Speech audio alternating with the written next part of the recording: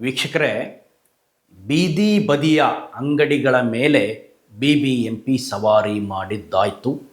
ಈಗೇನಿದ್ರು ಬಿಡಾಡಿ ವೆಹಿಕಲ್ಗಳನ್ನು ತೆರವು ಮಾಡುವಂಥ ಸಮಯ. ಬೆಂಗಳೂರು ಅಭಿವೃದ್ಧಿ ಸಚಿವರು ದಿನಕ್ಕೊಂದರಂತೆ ಕಾರ್ಯಾಚರಣೆಯನ್ನು ಮಾಡ್ತಾ ಇದ್ದಾರೆ. ಬೀದಿ ಬದಿ ಏನು 10-20% ಪ್ರಮುಖ ರಸ್ತೆಯಲ್ಲಿ ಯಾವುದೇ ಅಂಗಡಿಗಳನ್ನು ಅಥವಾ ಎನ್ಕ್ರೋಚ್ ಮಾಡದೇ ಇರೋ ಹಾಗೆ, ಫುಟ್ಪಾತ್ಗಳನ್ನು ಎನ್ಕ್ರೋಚ್ ಮಾಡದೇ ಇರೋ ಹಾಗೆ ಬಿಗಿ ನಿಲುವನ್ನು ಕೂಡ ತೆಗೆದುಕೊಂಡಿದ್ದಾಯಿತು. ಹಲವಾರು ರಸ್ತೆಗಳಲ್ಲಿ, ನಗರದ ಹಲವಾರು ರಸ್ತೆಗಳಲ್ಲಿ ಏನು ಪ್ರಮುಖ ಅಂಗಡಿಗಳು ಮುಂಗಟ್ಟವರು ಎನ್ಕ್ರೋಚ್ ಮಾಡಿದ್ದಿರ್ಬೋದು, ಅಥವಾ ಬೀದಿ ಬದಿಗಳ ವ್ಯಾಪಾರಿಗಳು ರಸ್ತೆಯನ್ನು, ಫುಟ್ಪಾತನ್ನು ಎನ್ಕ್ರೋಚ್ ಮಾಡಿದ್ದಿರ್ಬೋದು. ಇದರ ವಿರುದ್ಧದ ಸಮರ ಒಂದು ಕಡೆ ನಡೀತಾ ಇದ್ದರೆ, ಅಥವಾ ಅದರ ವಿರುದ್ಧದ ಕಾರ್ಯಾಚರಣೆ ಒಂದು ಕಡೆ ನಡೀತಾ ಇದ್ದರೆ, ಇವತ್ತಿನಿಂದ ನಿಮ್ಮ ವೆಹಿಕಲ್ಗಳನ್ನು ಎಲ್ಲಾದರೂ ರಸ್ತೆಯಲ್ಲಿ ಬಿಟ್ಟಿದ್ದರೆ, ಅಥವಾ ಇದು ಖಾಲಿ ಜಾಗ ಇದೆ ಪಾರ್ಕಿಂಗು ಅಂತ ಹಾಕ್ಬಿಡೋಣ ಅಂತ ಅಂದ್ಕೊಂಡಿದ್ದರೆ ಭಾಳ ಹುಷಾರಾಗಿರಬೇಕು. ಬೆಂಗಳೂರು ಅಭಿವೃದ್ಧಿ ಸಚಿವರು, ಬೆಂಗಳೂರಿನ ಟ್ರಾಫಿಕ್ ಕಮಿಷನರ್, ಶಿವಾಜಿನಗರ ಕ್ಷೇತ್ರದ ಶಾಸಕ ರಿಜ್ವಾನ್ ಅರ್ಷದ್ ಸೇರಿದಂತೆ ಅಧಿಕಾರಿಗಳ ತಂಡ, ಸಚಿವರು ಮತ್ತು ಅಧಿಕಾರಿಗಳ ತಂಡ ಇವತ್ತು ಬೆಳ್ಳಂಬೆಳಗ್ಗೆ ರಸ್ತೆಗೆ ಇಳಿದಿತ್ತು.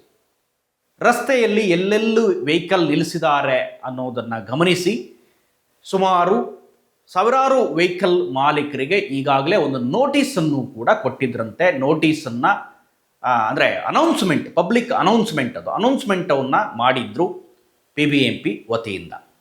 ಇವತ್ತು ಫೀಲ್ಡ್ಗಿಳಿದಂಥ ಅಧಿಕಾರಿಗಳ ತಂಡ, ಸಚಿವರ ತಂಡ ಯಾವ್ಯಾವ ವೆಹಿಕಲ್ ಇದೆಯಲ್ಲ, ಸುಮಾರು 500ಕ್ಕೂ ಹೆಚ್ಚು ವೆಹಿಕಲ್ಗಳನ್ನು ಪ್ರಮುಖ ರಸ್ತೆಯಲ್ಲಿ ಎಲ್ಲಿ ವಾರಗಟ್ಟಲೆ ನಿಲ್ಲಿಸಿರ್ತಿರಲ್ಲ, ಅಥವಾ 15 ದಿನಗಟ್ಟಲೆ ಅಥವಾ ವರ್ಷಗಟ್ಟಲೆ ಕೆಲವು ವೆಹಿಕಲ್ ನಿಂತಿದ್ದಾವೆ. ನಾನು ಕೂಡ ಗಮನಿಸ್ತಾ ಬರ್ತಾ ಇರ್ತೀನಿ, ಏನು ಆ ವೆಹಿಕಲ್ ಮುಟ್ಟೋದಕ್ಕೂ ಬರಲ್ಲ, ಅಷ್ಟು ಅದರ ಮೇಲೆ ಅಷ್ಟು ಈ ಮರದ ಎಲೆಗಳು ಎಲ್ಲವೂ ಕೂಡ ತುಂಬಿಕೊಂಡಿರುತ್ತೆ, ಪಂಚರ್ ಆಗಿರುತ್ತೆ ಗಾಡಿ. ಯಾರೂ ಕೂಡ ಆ ಗಾಡಿಯನ್ನು ತೆಗೆದು ಬೇರೆ ಅಲ್ಲಿ ನಡ್ಕೊಂಡು ಹೋಗೋರಿಗೆ ಅಥವಾ ವಾಹನ ಸವಾರರಿಗೆ ಅಥವಾ ಟ್ರಾಫಿಕ್ ಕ್ಲಿಯರ್ ಮಾಡೋದಕ್ಕೆ ಅನುವು ಮಾಡಿಕೊಡಲ್ಲ. ಆ ಗಾಡಿ ಅಲ್ಲೇ ನಿಂತಿರುತ್ತೆ. ಇದರ ಬಗ್ಗೆ ಬೆಂಗಳೂರು ನಾಗರಿಕರು ಹಲವು ಕಂಪ್ಲೇಂಟನ್ನು ಕೂಡ ಮಾಡಿದರು ಪೊಲೀಸರಿಗೆ, BBMPಗೆ ಎಲ್ಲ. ಈಗ ಇದಕ್ಕೊಂದು ಸೂಕ್ತ ಸಮಯ ಬಂದಿದೆ. ಚುರುಕಾದ ಬೆಂಗಳೂರು ಅಭಿವೃದ್ಧಿ ಸಚಿವರು ಇರೋದರಿಂದ, ಅಥವಾ ಒಬ್ಬ ಚುರುಕಿನ ಮಂತ್ರಿ ಇದ್ದರೆ ಏನೇನು ಕೆಲಸ ಆಗುತ್ತೆ ಅನ್ನೋದಕ್ಕೆ ಇದೆಲ್ಲವೂ ಕೂಡ ಸಾಕ್ಷಿ. ಬೀದಿ ಬದಿಗಳ ವ್ಯಾಪಾರಿಗಳ ವಿಚಾರದಲ್ಲಿ ಒಂದಿಷ್ಟು ಜಿಜ್ಞಾಸೆ ಇದೆ. ಅವರು ಕೂಡ ನಮ್ಮ ಹೊಟ್ಟೆಪಾಡು ಅದು ಇದು ಅಂತ ಕೇಳ್ತಾ ಇದ್ದಾರೆ. ಅದರ ಮಂತ್ರಿಗಳು ಹೇಳ್ತಾ ಇದ್ದಾರೆ, ಜನರ ಪ್ರಾಣ ಮುಖ್ಯ, ಈಗಾಗಲೇ 3,000 ಜನ ಸತ್ತಿದ್ದಾರೆ, ಹಾಗಾಗಿ ಸುಪ್ರೀಂ ಕೋರ್ಟ್ನ ಕ್ಲಿಯರ್ ಗೈಡೆನ್ಸ್ ಇದೆ, ಆ ಗೈಡೆನ್ಸನ್ನು ಇಟ್ಕೊಂಡು ನಾವು ಅವ್ರನ್ನ ತೆರವು ಮಾಡಿ ಬೇರೆ ಕಡೆ ಕಳಿಸ್ತಾ ಇದ್ದೇವೆ ಹೊರತು ನಾವು ನೇರವಾಗಿ ಜನರಿಗೆ ತೊಂದರೆ ಕೊಡಬೇಕು ಅನ್ನೋ ಉದ್ದೇಶದಿಂದ ಮಾಡ್ತಾ ಇಲ್ಲ. ನೀವು ಅಂಗಡಿ ಇಡೋದ್ರಿಂದ ಬೇರೆ ವಾಹನ ಸವಾರರಿಗೆ ತೊಂದರೆ ಆಗುತ್ತೆ, ರಸ್ತೆಯನ್ನು ಹೀಗೆ ಎನ್ಕ್ರೋಚ್ ಮಾಡಿಬಿಟ್ರೆ ನಾವು ಜನರಿಗೆ ಏನಂತ ಉತ್ತರ ಹೇಳೋಣ ಅನ್ನೋ ಮಾತನ್ನು ಹೇಳ್ತಾರೆ. ಆದರೆ ಈ ವಾಹನಗಳ ವಿಚಾರದಲ್ಲಿ ನನ್ನ ಪ್ರಕಾರ ಅಷ್ಟೊಂದು ಅಗೇನೆಸ್ಟ್ ಅಥವಾ ಅಷ್ಟೊಂದು ಪ್ರತಿರೋಧ, ವಿರೋಧ ಯಾವುದೂ ಬರಲ್ಲ ಅಂತ ನನಗನ್ಸುತ್ತೆ. ಯಾಕೆಂದರೆ ಎಷ್ಟೋ ಸಾರಿ ನಾವೇ ಬೈಕೊಂಡು ಹೋಗಿರ್ತೀವಿ, ಏನಪ್ಪ ಇದು ಇಲ್ಲಿ ನಿಲ್ಲಿಸ್ಬಿಟ್ಟಿದ್ದಾರೆ, ಇದೊಂದು ವೆಹಿಕಲ್ ತೆಗೆದಿದ್ರೆ ಎಷ್ಟೋ ವೆಹಿಕಲ್ ಮೂವ್ ಆಗ್ತಾ ಇದ್ದು. ಬೆಂಗಳೂರಿನ ಟ್ರಾಫಿಕ್ ಯಾವ ರೀತಿ ಇದೆ ಅಥವಾ ಇದರ ಬಿಸಿ ಯಾವ ರೀತಿ ಇದೆ ಅನ್ನೋದನ್ನು ನಾವು ನಿತ್ಯ ತಿರುಗ್ತಕ್ಕಂಥ ನಾವು ಗಮನಿಸ್ತಾನೆ ಇರ್ತೀವಿ. ಏನು ಮೆಟ್ರೋ ಬರಲಿ, ಮತ್ತೊಂದು ಬರಲಿ, ಯಾವುದು ಬಂದರೂ ಕೂಡ ಇಲ್ಲಿ ಟ್ರಾಫಿಕ್ ಸಮಸ್ಯೆ ಕಡಿಮೆ ಆಗ್ತಾ ಇಲ್ಲ. ಹೀಗೆ ಅದರ ನಡುವೆ ಈ ಥರದ ವೆಹಿಕಲ್ಗಳನ್ನು ನಿಲ್ಲಿಸ್ಬಿಟ್ರೆ ಪಾರ್ಕಿಂಗ್ ಸಮಸ್ಯೆ ಕೂಡ ಅಷ್ಟೇ ಜಾಸ್ತಿ ಇದೆ. ಎಷ್ಟೇ ಬಹುಮಹಡಿ ಕಟ್ಟಡಗಳಲ್ಲಿ ಪಾರ್ಕಿಂಗ್ಗೆ ವ್ಯವಸ್ಥೆ ಮಾಡಿದರೂ ಕೂಡ ಬೆಂಗಳೂರು ಪಾರ್ಕಿಂಗ್ಗೆ ಸಾಕಾಗ್ತಾ ಇಲ್ಲ. ಸೊ ಈಗ ಮೊದಲ ಹಂತದಲ್ಲಿ 500 ವಾಹನಗಳಿಗೆ ಸ್ಟಿಕ್ಕರ್ ಅಂಟಿಸಿದ್ದಾರೆ, ಲಾಕ್ ಮಾಡಿ ಹೋಗಿದ್ದಾರೆ ಪೊಲೀಸರೆಲ್ಲ ಬಂದು.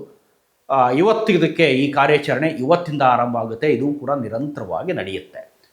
ಸೊ ಲಾಕ್ ಮಾಡಿದಂಥ ವೆಹಿಕಲ್ಗಳನ್ನು ಏನು ಮಾಡಬೇಕು ಅಂದರೆ, ಸದ್ಯಕ್ಕೆ ಈಗ ಅವನ್ನ ಸೀಸ್ ಮಾಡಲ್ಲ ಅಥವಾ ಅವನ್ನ ಟೋಯಿಂಗ್ ಮಾಡಲ್ಲ, ಒಂದು ವಾರ ನೋಡ್ತಾರೆ. ಪೊಲೀಸ್ ಸ್ಟೇಷನ್ಗೆ, ಸಂಬಂಧಿತ ಪೊಲೀಸ್ ಸ್ಟೇಷನ್ಗೆ ಹೋಗಿ ಯಾವ ವ್ಯಾಪ್ತಿಲಿ ಆ ವೆಹಿಕಲ್ ನಿಂತಿರುತ್ತೋ ಅಲ್ಲಿಗೆ ಹೋದರೆ ಪೊಲೀಸರು ಅದನ್ನು ನಾವು ತೆರವು ಮಾಡ್ತೀವಿ ಅಂತ ಅವರಿಗೆ ಫೈನನ್ನು ಕಟ್ಟಿದರೆ, ಮೊದಲ ಹಂತದಲ್ಲಿ 500 ರೂಪಾಯಿ ದಂಡ ಇದೆ. 2-3 ಕಡೆ ನಿಲ್ಲಿಸಿದರೆ ಬೇರೆ ಬೇರೆ ದಂಡ ಬಿದ್ದರೆ ಅದು ಬೇರೆ. 500 ರೂಪಾಯಿಯನ್ನು ಕಟ್ಟಿ ಬಿಡಿಸ್ಕೊಂಡು ಬರ್ಬೋದು ನಿಮ್ಮ ವೆಹಿಕಲನ್ನು.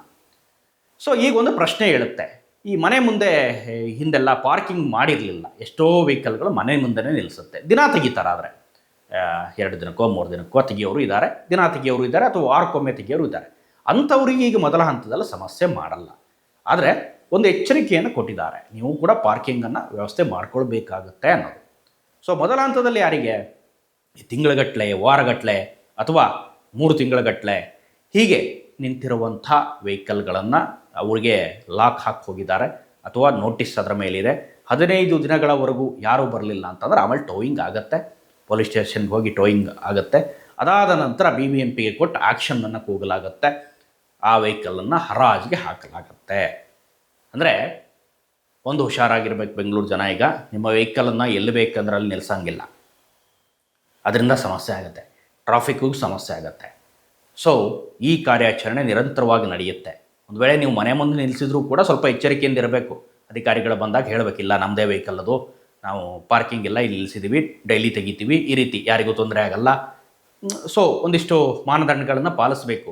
ನೀವು ಕೂಡ ಸುಮ್ಮನೆ ಇದ್ದುಬಿಟ್ರೆ ಅದಕ್ಕೂ ಲಾಕ್ ಬಿಡ್ಬೋದು ಅಥವಾ ಅದಕ್ಕೂ ಒಂದು ಸ್ಟಿಕ್ಕರ್ ಅಂಟಿಸಿ ಹೋಗ್ಬೋದು. ಅದಾದ ನಂತರ ಅದನ್ನು ಟೋಯಿಂಗ್ ಮಾಡ್ಬೋದು. ಸೊ ಇದು ಒಂದು ಕಡೆ.